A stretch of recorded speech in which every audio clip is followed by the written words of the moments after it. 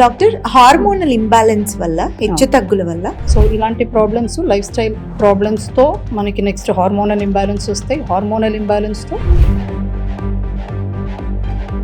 అబ్బాయి ఎంత హాయిగా పడుకున్నాడు. సో కొందరికి సైనసైటిస్ ఉంటుంది, నోస్లో బ్లాకేజ్. డాక్టర్, హార్మోనల్ ఇంబ్యాలెన్స్ వల్ల హెచ్చు తగ్గుల వల్ల వచ్చే మెయిన్ ప్రాబ్లమ్స్ ఏంటి? ఎవరికైనా సరే, మహిళలైనా పురుషులైనా. సో హార్మోన్స్ మన బాడీ ఫంక్షనింగ్ ఓవరాల్ ఎఫెక్ట్ చేస్తుంది. సో హెచ్చు తక్కువ అయితే ద కామనెస్ట్ ప్రాబ్లం వచ్చి మన ఈ మెటబాలిక్ ప్రాబ్లమ్స్ అంటాము. సో కామన్గా మనకి బాడీలో ఇన్సులిన్ లెవెల్ పెరిగినా తగ్గినా ఒకటి ఇన్సులిన్ రెసిస్టెన్స్ అని వస్తుంది. సో దాంట్లో వెయిట్ గెయిన్ అవుతుంది. దిస్ మనకి డే టు డే నేను ఓపీడీలో కామన్గా హార్మోన్స్ ఎక్కువ తక్కువ అయి పేషెంట్స్ వచ్చి చూసే ప్రాబ్లమ్స్ ఇవి.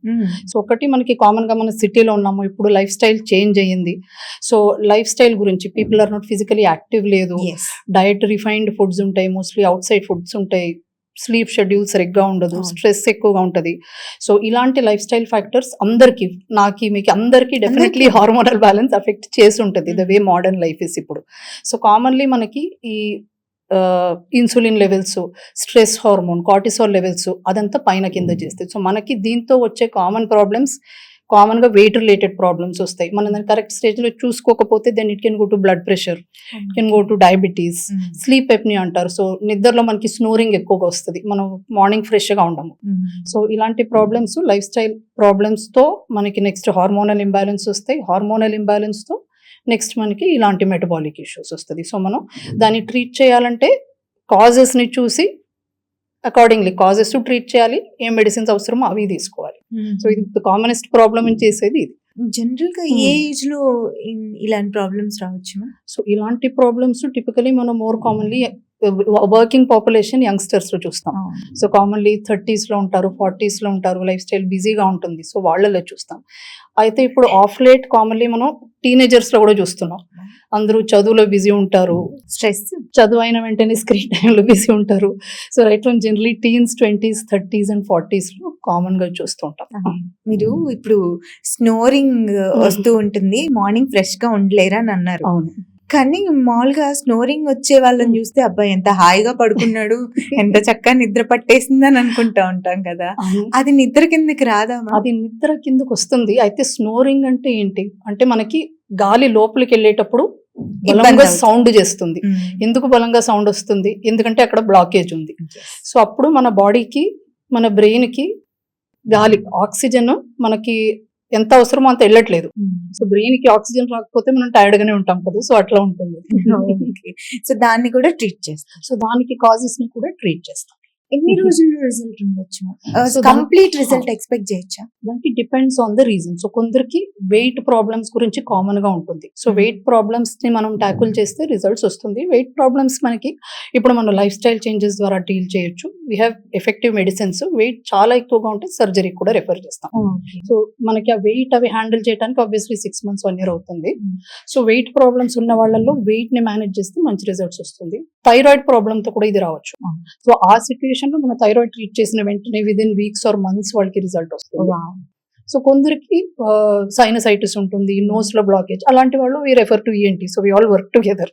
సో రెఫర్ చేసి వాళ్ళు accordingly whatever they need, sinus surgery అవి చేస్తే ట్రీట్ చేస్తారు.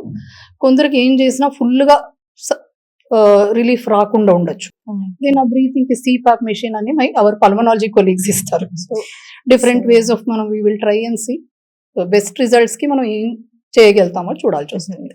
సో రూట్ కాజ్ బట్టి we can expect complete result. Okay doctor, weight loss గురించి ఒజెంపిక్ అనే ఇంజెక్షన్ గురించి సోషల్ మీడియాలో ఈ మధ్య బాగా వింటున్నాం. ఎక్కువగా సెలబ్రిటీస్ తీసుకుంటున్నట్లుగా తెలుస్తుంది. ఇవంతా సేఫ్ అంటారా? పర్వాలేదా?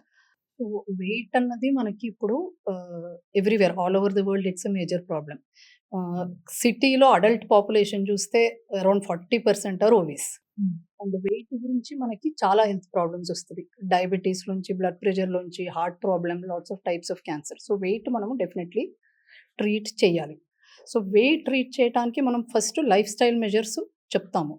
బట్ లైఫ్ స్టైల్ మెజర్స్తో ప్రాబ్లం ఏమంటే చాలామంది దాన్ని మనం లైఫ్ లాంగ్ కంటిన్యూ చేయాలి. దాంతో స్ట్రగుల్ చేస్తారు. అండ్ మనం ఎంత సిన్సియర్‌గా చేసినా అఫ్‌కోర్స్ ఎక్సెప్షన్స్ ఎప్పుడూ ఉంటారు. మనం more than 10% of body wait దాంతో లూజ్ చేసేది కష్టం. సో, ఇప్పుడు ఎవరైనా 100 కేజీస్ ఉంటే వాళ్ళు ట్రై చేసి 90కి తగ్గించుకోవచ్చు. బట్ దాని కింద చాలా కష్టం. 90 లైఫ్ కూడా స్టైల్ పెద్ద వెయిటే. చేంజెస్ పెద్ద వెయిటే. సో, ఇప్పుడు చాలా మంది 110, 120, 130 ఉంటారు. వాళ్ళకిప్పుడు 10, 15 కేజీస్ 10, 15 తగ్గించినా ఇంకా చాలా ఎక్స్‌ట్రా వెయిట్ ఉంది. సో, మనం ఆ ఎక్స్‌ట్రా వెయిట్‌ని మనం ఇప్పుడు ఎట్లా హ్యాండిల్ చేయాలి అని చూడాలి. సో, ఈ injections definitely there is a role. But మన మీడియాలో, సోషల్ మీడియాలో చూసినట్టు కరెక్ట్ పర్సన్‌కి హ్యాండిల్ చేయాలి. It is not for everyone.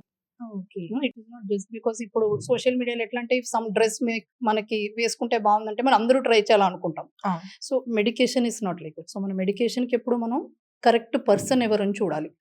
So, ఇలాంటి మెడికేషన్స్ మనకి ఫస్ట్ సేఫా అని చూడాలి. ఎఫెక్టివా రిజల్ట్స్ వస్తాయా అని చూడాలి. మరి సైడ్ ఎఫెక్ట్స్, ప్రాబ్లమ్స్ ఏ రకాని ప్రాబ్లమ్స్ రావచ్చు అని చూడాలి. హ్మ్. అండ్ ఆల్సో ఎవరికి కరెక్ట్, ఎవరికి కరెక్ట్ లేదు. ఎవరికి కరెక్ట్ అంటారు మీరు? సో, ఎవరికి కరెక్ట్ అంటే మనం ఎక్కువ వెయిట్ దట్ ఈస్ ఒబేసిటీ అన్నది మనం యాక్చువల్లీ క్లాసిఫై చేస్తాము. సో, గ్రేడ్ 1, గ్రేడ్ 2, గ్రేడ్ 3 ఒబేసిటీని. ఒబేసిటీని క్లాసిఫై చేయడానికి మనం బాడీ మాస్ ఇండెక్స్ BMIని రఫ్ ఒక ఎస్టిమేట్ యూజ్ చేస్తాము. సో, BMI చాలా ఎక్కువ. So, definitely BMI more than 35, more than 40 which రఫ్‌లీ for an understanding it's someone who is 90, 100 kgs something like that. BMI 35, BMI more than 40 and బాగా ఎక్కువ వెయిట్‌లో ఉన్నారు. ఎక్కువ వెయిట్ గురించి వాళ్ళకి ఆల్రెడీ హెల్త్ ప్రాబ్లమ్స్ వచ్చేసినాయి. So, we have somebody is 30 years old. But because 100 kg weight గురించి 30 ఇయర్స్‌లోనే let's say if it's a lady BP వచ్చేసింది, డయాబెటిస్ వచ్చేసింది, హెల్త్ ఇష్యూస్. పీరియడ్స్ ఇష్యూ వచ్చేసింది, అన్ని ఇష్యూస్ వచ్చేసింది. సో, డెఫినెట్‌లీ ఇప్పుడు more than BMI more than 35 అంటే grade 2 obesity అంటాం. సో, వెయిట్ చాలా ఎక్కువగానే ఉంది. అండ్ వెయిట్ రిలేటెడ్ ప్రాబ్లమ్స్ వచ్చేసినాయి. సో, ఇలాంటి వాళ్ళకి these medicines are ideal. So, ఈ మెడిసిన్స్ మనం ఇంజెక్షన్ ద్వారా ఇస్తాం. Like insulin. So, once a week తీసుకుంటారు. So, what they have to understand is మనం లాంగ్ టర్మ్ యూజ్ చేయాలి ఈ medication. So, it is not a magic solution. నేను 2 months తీసుకుంటాను దెన్ పర్మనెంట్‌లీ లైఫ్ లాంగ్ బావుంటాను అని గాదు. సో, లాంగ్ టర్మ్ యూజ్ చేయాల్సొస్తుంది. అండ్ మెడికేషన్‌కి మనకి మంచి రిజల్ట్స్ రావాలి. మెడికేషన్ తర్వాత కూడా మనం మంచి వెయిట్ మెయింటైన్ చేయాలి అంటే lifestyle changes are must. Diet modify చేసుకోవాలి. ఎక్సర్సైజ్ రెజిమెన్ స్టార్ట్ చేయాలి. మన మజిల్ స్ట్రెంగ్త్ మెయింటైన్ చేయాలి. ఎంత లేదన్నా ఈ ఇంజెక్షన్ సపోర్ట్ మాత్రమే చేయగలుగుతాం. అండ్ ఎఫెక్టివ్‌గా వెయిట్ లాస్ ఇస్తుంది. ఇంతవరకు మనకి lots of medicines have come in. So, ఈ మెడిసిన్స్ వస్తాయి. Lots of people use and lots of things have gone out of the market. So, ఈ పర్టిక్యులర్ మెడికేషన్స్ మనకి ఇండియాలో they have been available for about 1 year. Other కంట్రీస్‌లో more than 5 ఇయర్స్‌గా available ఉంది. So, సేఫే and ఈ మెడికేషన్స్‌లో మంచి వెయిట్ లాస్ వస్తాయి. Up to 20% of body weight. So, ముందు ఉన్న మెడిసిన్స్‌లో మనకు అంత లేదు. So, 20% of body weight can be 20-30 KGs which is a lot. So, surgery చేయకుండానే మనకి effective amount of weight loss ఉంది. అండ్ విత్ మెడిసిన్ మనము డయట్, ఎక్సర్సైజ్ కూడా చేంజెస్ చేసుకోవాలి. ఇంకా మంచి రిజల్ట్ మంచి రిజల్ట్స్ వస్తాయి. సో, అందరూ ఎఫర్ట్ చేయగలుగుతారమ్మా? సో, కరెక్ట్ పేషెంట్స్‌కి it is the right thing. So, కొందరు just if you are 5 KGs overweight, 6 KGs overweight we have people that I am getting married next month I want to use. So, అలాంటి వాళ్ళకి it's probably not the right thing. Cost wise 6 months back ఇక్కడే cost ఎక్కువగా ఉండేది. But ఇప్పుడు multiple companies మార్కెట్‌లో ప్రోడక్ట్‌ని sale చేస్తున్నాయి కదా! సో, రేట్స్ అయితే తగ్గుతున్నాయి. So, maybe in other probably at least middle class and everyone can afford. So, rates తగ్గుతున్నాయి. సో, రీజనబ్లీ అఫోర్డబుల్ కేటగరీలో వచ్చేస్తాయి. హెల్త్‌కి మించింది ఏముంది? అవును. హెల్త్ ఇష్యూ వచ్చినప్పుడు తప్పదింక. ఈ ఇంజెక్షన్ అందరికీ మంచిది గాదు. రైట్ పర్సన్ తీసుకుంటే మంచిది. బెటర్ రిజల్ట్ ఉంటది. లేదా దీంట్లో కూడా సైడ్ ఎఫెక్ట్స్ ఉన్నాయన్నారు కదా! మరి రైట్ పర్సన్ తీసుకున్న సైడ్ ఎఫెక్ట్స్ లాంటివి ఏమన్నా ఉంటాయా? ఉండవా? So, even for the right person ఈ మెడిసిన్స్‌లో కొన్ని సైడ్ ఎఫెక్ట్స్ అందరికీ ఉంటది. కొందరికి తక్కువగా ఉంటది. కొందరికి ఎక్కువగా ఉంటది. సో, ఈ మందులు ఎట్లా యాక్ట్ చేస్తాయంటే మన డైజెషన్, మన ఫుడ్ ఎట్లా అరుగుతుందో దాన్ని స్లో చేస్తది.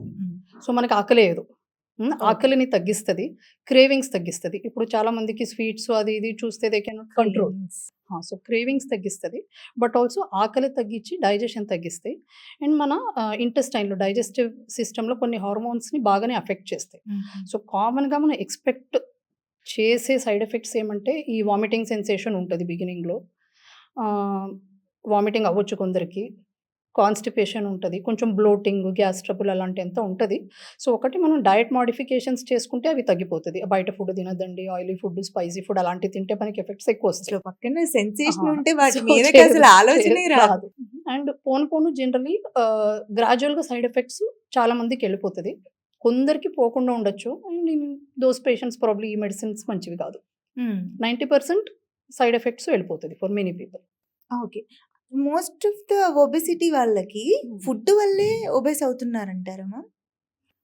ఇప్పుడు ఒబెసిటీ అన్నది it is a multifactorial problem అండి. Food is one of the things. Lifestyle, lack of exercise, stress, sleep ఇవంతా ఒకటి. Also genetics is a very big part. ఇప్పుడు హ్మ్. మీరు చూసుంటే కామన్‌లీ కొన్ని ఫ్యామిలీస్‌లో అందరూ సన్నగా ఉంటారు. కొన్ని ఫ్యామిలీస్‌లో అందరూ టాల్‌గా ఉంటారు. అవును. కొన్ని ఫ్యామిలీస్‌లో అందరూ లావుగా ఉంటారు. So, genetic tendency for putting on weight అన్నది ఇట్ ఈస్ వెరీ స్ట్రాంగ్. మనం దాన్ని ఏం చేయను కాదు. సో, జెనెటిక్స్ ఉంటది.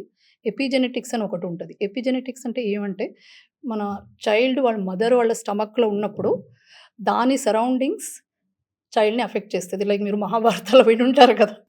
మనం కృష్ణ పొట్టలో ఈస్ ఉన్నప్పుడు అన్ని టెల్లింగ్ వింటూ పొట్టలో ఉన్నప్పుడు వింటాం. So, something like that. So, పొట్టలో ఉన్నప్పుడు ఆ చేంజెస్ చైల్డ్‌ది జీన్స్‌ని అఫెక్ట్ చేస్తది. దాన్ని మనం ఎపిజెనెటిక్స్ అంటాము. Okay. So, depending on that దాని మీద సో, సమ్ పీపుల్ వెయిట్ చాలా ఈజీగా పుట్ ఆన్ చేస్తారు. వెయిట్ ఎంత ట్రై చేసినా వెయిట్ లాస్ అవ్వదు. పుట్టినప్పుడే ఒద్దుగా ఉంటారు. So, multiple factors. సో, మన జెనెటిక్స్, ఎపిజెనెటిక్స్‌ని పెద్దగా చేంజ్ చేయను కాదు. హ్మ్. But other things okay. Cravings, అది మనం ఎక్సర్‌సైజు, తగ్గించలేము. ఫుడ్డు అది మనం మోడిఫై చేసుకోవాలి. ఓకే. ఓన్లీ ఫుడ్ ద్వారా మాత్రం వాళ్ళని కంట్రోల్ చేసి వెయిట్ తగ్గించొచ్చు. తగ్గించొచ్చు. అయినంత వరకు. అండ్ ఈ క్రేవింగ్స్‌కు దానికంతా వీ కెన్ హెల్ప్. అది. మనం చూడొచ్చు. ఒక్క పర్టిక్యులర్ పర్సన్‌కి వాట్ ఈస్ ద ట్రిగ్గర్. కొందరికి ట్రిగ్గర్ ఉంటది. పొద్దున్నుంచి ఏమి తినరు. సడెన్‌లీ పనవుతది. 6:00 అవ్వంగానే మొత్తం ఆర్డర్ చేసి స్విగ్గీ, జొమాటో అంతా అయిపోయింది. So, they will put on weight. ఆ! సో, ఈచ్ పేషెంట్‌తో మనం మాట్లాడి వి ట్రై టు ఐడెంటిఫై ఆ పర్టిక్యులర్ పర్సన్‌కి వాట్ ఈస్ ద ట్రిగ్గర్. హ్మ్. సో, అది ఐడెంటిఫై చేసి వాళ్ళకి కొంచెం ఇన్‌సైట్ ఇస్తే బాగా హెల్ప్ అవుతుంది. రైట్. ఝన్ ఝన్ ఝన్ తెలుగువన్ రమ్మంది తెలుగువన్